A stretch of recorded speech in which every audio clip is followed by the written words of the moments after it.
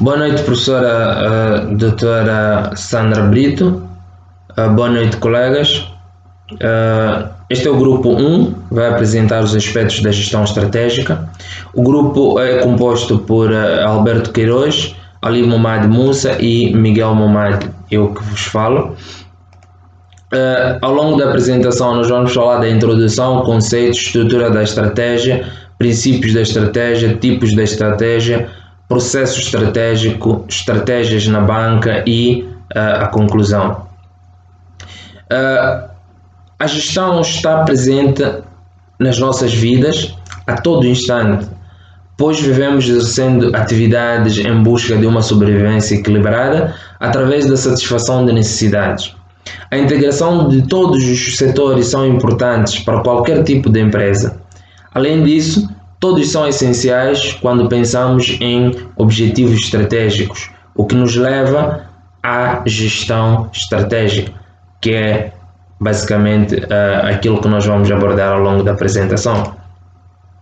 Para Santos, a gestão pode ser interpretada como processo de coordenação das atividades, de transformação de inputs, como sendo capitais, matérias-primas, recursos humanos, tecnologias, etc., em outputs, que são as saídas em bens ou serviços, com o objetivo de atingir determinados resultados. Podemos falar de resultados econômicos, financeiros, humanos, etc. Porter diz que a estratégia é a combinação de objetivos que uma empresa persegue e os meios para atingi-los. Por outro lado, Drucker diz que a gestão estratégica nas empresas é transformar a sua ideia de negócio em valor real para todos os stakeholders da organização, mediante um plano de ação que contempla objetivos e metas que conduzam a empresa à lucratividade, competitividade e sobrevivência mercadológica. Por outro lado, trazemos aqui o Sun Tzu, e que ele traz-nos no seu livro Arte de Guerra, diz que comandar muitos é o mesmo que comandar poucos. Tudo é uma questão de organização. Quando nós estamos organizados, podemos comandar 5, mas também podemos comandar 5.000. O importante é a nossa organização. A estratégia sem tática é o caminho mais lento para a vitória. Porém, a tática sem uma estratégia é o ruído antes da derrota. Então, é importante equilibrar a estratégia e a tática. Olhando para aquilo que é a estrutura da estratégia, nós trazemos aqui um modelo de 7 S's, que é um modelo conhecido por modelo McKinsey, que foi criado pelo Tom Peters e o Robert Waterman. Neste modelo são descritos 7 fatores necessários para uma organização operar de modo mais eficiente possível. E estes fatores são, ou componentes, podemos dizer assim, são a estratégia, a estrutura, os sistemas, as habilidades, o staff e o estilo. E temos uma componente que interliga todos estes, que são os valores compartilhados. De uma forma resumida, quando falamos de estratégia, a estratégia refere-se aos objetivos da organização e às escolhas conscientes que ela faz para alcançar estes objetivos. A estrutura refere à hierarquia, a coordenação organizacional, inclusive a divisão e integração de tarefas e atividades. Os sistemas são os processos primários e secundários que a organização emprega para que as coisas dentro dela sejam feitas. As habilidades são as capacidades organizacionais independentes dos indivíduos. E temos o staff, que compreende as pessoas de uma organização e, em particular, a sua presença coletiva. O estilo refere-se à evidência não escrita, embora tangível, de como a administração realmente estabelece prioridades e gasta o tempo dentro da organização. E por fim temos os valores compartilhados, que são aqueles que fundamentam a própria razão da existência da empresa, incluindo crenças essenciais e expectativas que as pessoas têm sobre a sua empresa. Falamos aqui provavelmente de cultura organizacional. Estas 7 componentes podem ser agrupadas em 3 alavancas e permitem de alguma forma que os gestores possam implementar a estratégia. A primeira alavanca é a estrutura, o modelo básico para o qual as diferentes atividades da empresa são organizadas. A segunda é a liderança, que abrange a necessidade de estabelecer um estilo efetivo e também o pessoal necessário e habilitado para executar a estratégia. A terceira alavanca é a cultura, os valores compartilhados que criam as normas e comportamentos individuais e o tom da organização. Dizer aqui que este modelo, o diferencial deste modelo é a sua simplicidade, mas também ao mesmo tempo é a sua complexidade, que se segue quando se entende que estas componentes não são explicadas sozinhas, mas trabalham e são entendidas em um conjunto. Por exemplo, se há uma mudança no sistema interno do plano de carreiras dos funcionários, estamos a falar da área de recursos humanos, isso provavelmente possa afetar a cultura organizacional, que por sua vez vai afetar o estilo de gestão organizacional e também pode afetar a estrutura e os processos da organização. Então, para dizer que estas componentes estão interligadas, que a mudança de uma pode influenciar na mudança das outras componentes. A estrutura, em grande parte, dita os objetivos e as políticas que serão estabelecidas. Por exemplo, os objetivos e as políticas estabelecidas sob uma estrutura organizacional geográfica são expressos em termos geográficos. Outra razão pela qual as mudanças na estratégia geralmente implicam mudanças na estrutura da organização é o facto da estrutura determinar como os recursos serão alocados. Se uma organização é estruturada com base em grupos de clientes, então os recursos desta organização serão alocados segundo esta estrutura. A orientação estrutural torna-se, em geral, parte da implementação da estratégia. As mudanças na estratégia levam às mudanças na estrutura organizacional da nossa empresa. Para Peirce II e Robinson, a estrutura organizacional mais adequada é aquela vinculada à estratégia da empresa. Desde o desenho da estrutura organizacional até as atividades-chave e os recursos estruturais da empresa, tudo deve estar alinhado com as necessidades da estratégia definida para a empresa.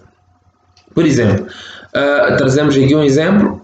Diz que no contexto atual da pandemia do Covid-19, os bancos estão a adotar uma estratégia de distanciamento social, criando rotatividade nas empresas, ou seja, o número de pessoas na estrutura dentro do banco foi reduzida. Falamos aqui do número de funcionários, bem como o número de clientes que estão ao mesmo tempo num determinado balcão. Foi reduzida de modo a seguir a estratégia que foi previamente definida pelos bancos para poder dar face à pandemia do Covid-19. Estas estratégias mais detalhadas vão ser apresentadas adiante por um dos meus colegas e muito obrigado. Boa noite, professora e turma. No seguimento ao tema, eu vou falar dos princípios da estratégia. Peter Drucker destacou 10 princípios para desenvolver uma estratégia de negócios. O primeiro princípio, comprometer-se completamente com o objetivo definido. Bem, o objetivo definido era o que o negócio deveria ser. O segundo, Peter Drucker. São palavras dele. O objetivo deve ser definido com precisão e depois você deve se comprometer com ele para atingir os resultados desejados. Temos aqui o segundo princípio. Aproveite a iniciativa e mantenha. Há muitas situações históricas que descrevem indivíduos e organizações que têm uma ótima ideia, mas atrasam o desenvolvimento ou a introdução do mercado. Bem, aqui o que acontece? Qualquer indivíduo ou organização que tenha uma ideia, ela ou ele deve imediatamente introduzir no mercado, pois se ele não o fizer, alguém o fará por ele. Indo ao princípio 3, economize para massificar seus recursos. Quando você tem concorrência, é mais eficaz para surpreender a sua concorrência, fazer o inesperado. Este princípio também pode ser aplicado com proveito aos clientes, desde que a surpresa para eles seja agradável. É claro, nós temos que sempre surpreender a concorrência, pois caso contrário ficaríamos para trás. E este conceito também pode ser aplicado aos clientes, desde o momento que seja agradável para os mesmos. Indo ao princípio 4, use posicionamento estratégico. Para alcançar qualquer objetivo estratégico, você precisará fazer mudanças e manobras devido a fatores ambientais ou outros inesperados que possam ocorrer. É claro que qualquer objetivo estratégico, para se alcançar, deve fazer mudanças tanto nas ações estratégicas para que consiga atingir os resultados esperados. Indo agora para o quinto princípio, faça o inesperado. Você não pode ser forte em todos os lugares, pois os recursos sempre serão limitados. Qualquer recurso numa organização é limitado. A ideia é economizar os seus esforços e recursos, não são críticos, e concentrá-los onde eles são mais importantes. Bem, aqui temos o exemplo de uma multinacional que tem as suas filiais. Há uma filial qualquer que não vende, tem prejuízos. Então, é eliminar essa filial e aplicar esses recursos noutro projeto. Indo ao princípio 6, mantenha as coisas simples. Se você não quer que dê errado, mantenha a sua estratégia simples, em que menos coisas podem dar errado. Bem, qualquer definição de uma estratégia complexa, porque tem risco, seja complexa ou simples, tem risco. Mas para diminuir o risco é melhor ter uma estratégia simples. E agora ao princípio 7. Preparar múltiplas alternativas simultâneas. Como algumas ações inspiradas pelo seu pensamento vão falhar, você deve ter uma ação alternativa que possa ser prontamente implementada. Bem, o que quer dizer com isso? Quer dizer, qualquer objetivo definido é um conjunto de ações, e qualquer ação que seja defeituosa, nós temos que ter uma ação imediatamente para ser implementada. Temos aqui o princípio 8. Toma a rota indireta para seu objetivo. Mover-se diretamente contra qualquer pensamento ou empreendimento humano sempre desperta oposição. As pessoas que apegam com uma força às suas noções interiores. A diferença é sutil, mas os resultados podem ser decisivos. O caminho direto sempre levará à posição mais forte. Bem, aqui o que acontece? Acontece, para O caminho certo, ele sempre levará a oposição mais forte. É natural. Sempre que nós tivermos o caminho das ações ou o objetivo da estratégia definida com caminho direto, nós teremos diferença. Isto é, sempre teremos oposição dos concorrentes. E ao princípio 9, praticar o tempo e o esquecimento. Bem, aqui o que acontece? Aqui diz, a Bíblia diz que há muito tempo que todos os propósitos debaixo do céu implementar a estratégia certa na hora errada. Pode ser tão ineficaz como a estratégia estivesse errada. Agora, engarrafada no sucesso, hoje em dia, algumas marcas têm preços muito altos. Bem, podemos ter um conceito aqui, que o tempo em qualquer ideia ou pensamento deve-se sempre implementar antes que seja tarde ou os outros aproveitam dessa ideia para implementar. Estou a referir aos concorrentes.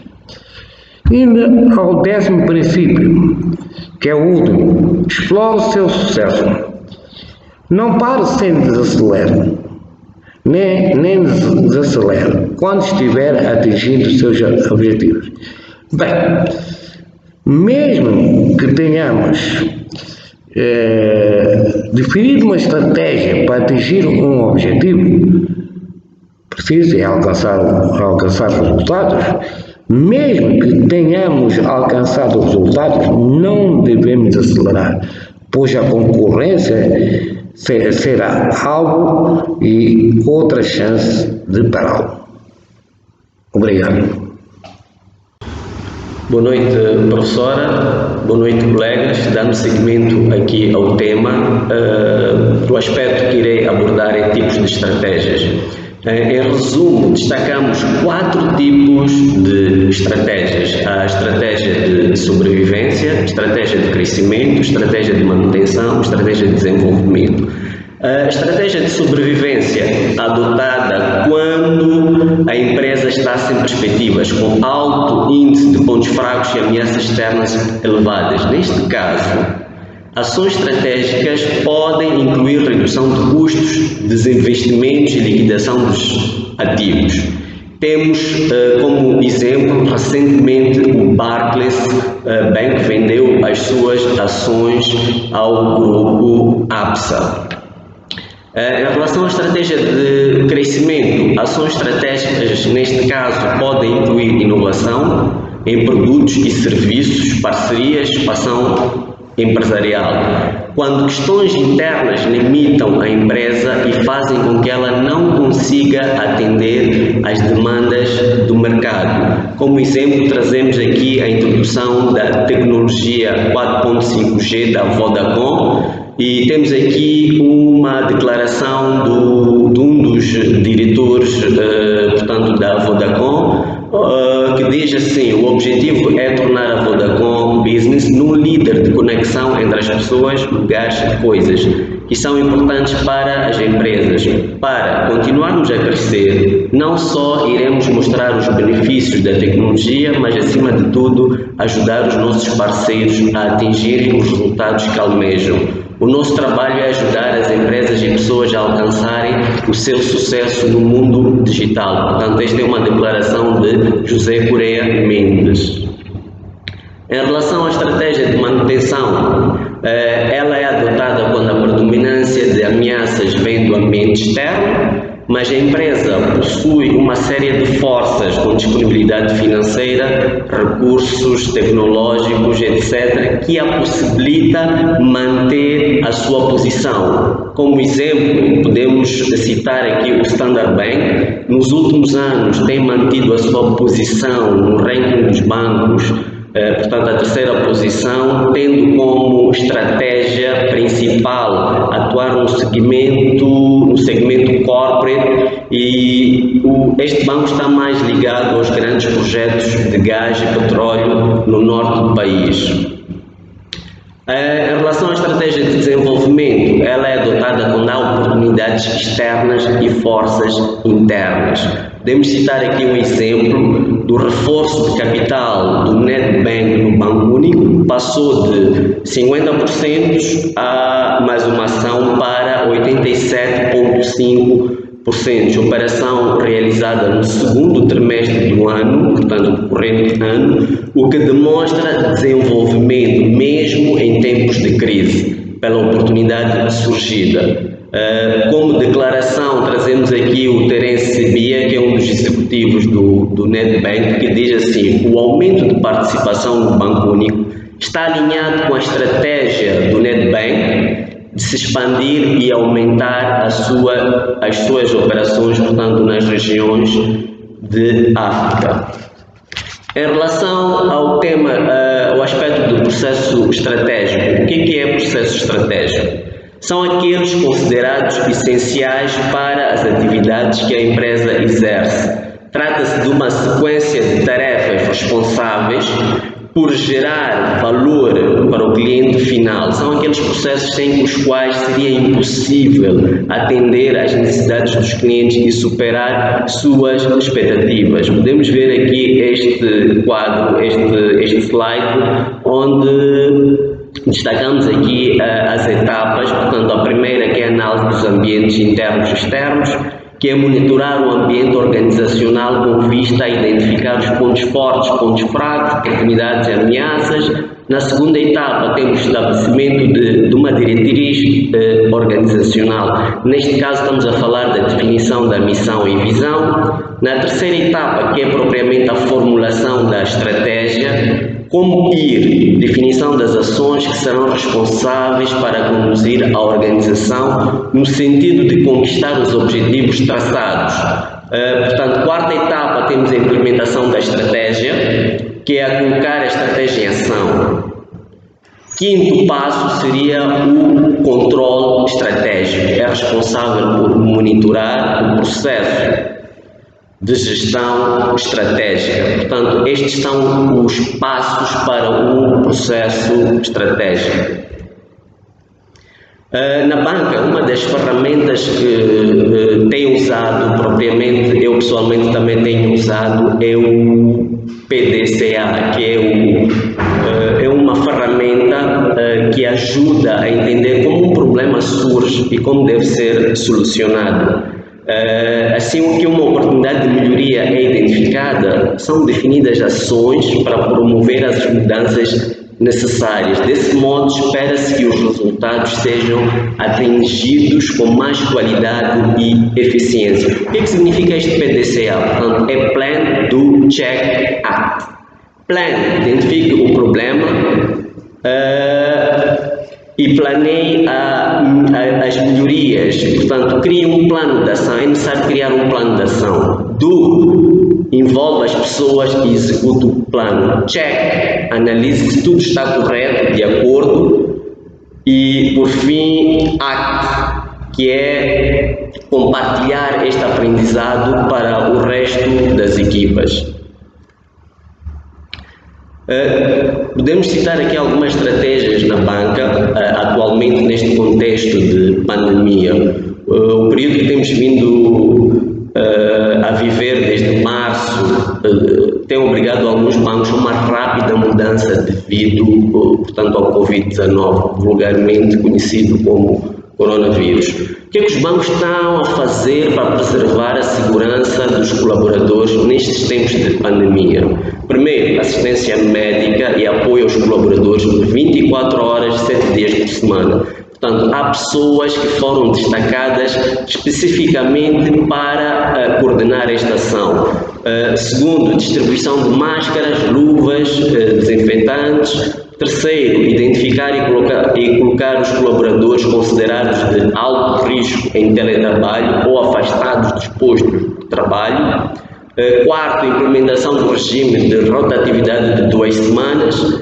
Quinto, manutenção do pagamento dos salários completos. Graças a Deus não estamos a ter estas situações. E por fim, reuniões realizadas via as plataformas de Jabber, Webex, portanto, deixando de ser presenciais.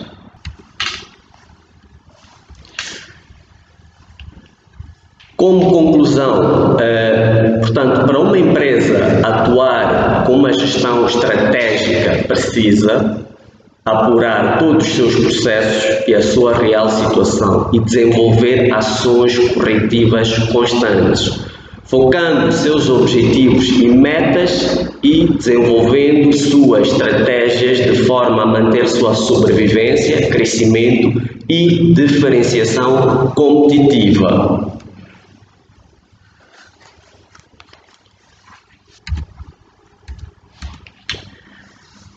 Trazemos aqui uma figura que espelha a realidade atual. Diante desta situação, é importante que cada um de nós defina uma estratégia com base nos pressupostos aqui anteriormente apresentados, de forma a superar esta situação. Temos que ficar em casa, mas temos compromissos com banco, telefone, água, luz, renda, etc. Muito obrigado.